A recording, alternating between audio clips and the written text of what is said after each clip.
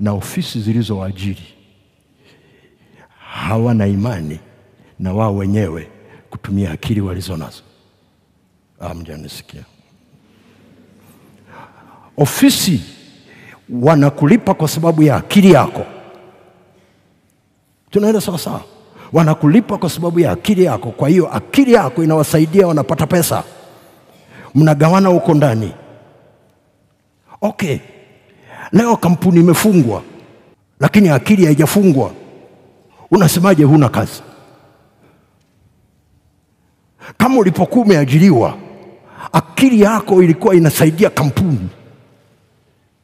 Sasa kampuni haipo, akili yako inashindwaje kukusaidia wewe? Ni kwa sababu umetengeneza imani kwamba mfumo wa kampuni una uwezo wa kutumia akili yangu. Lazima na wewe utengeneze mfumo wa kwako wa kutumia akili yako. Inaitwa kujiajiri. Bwana Yesu asifiwe.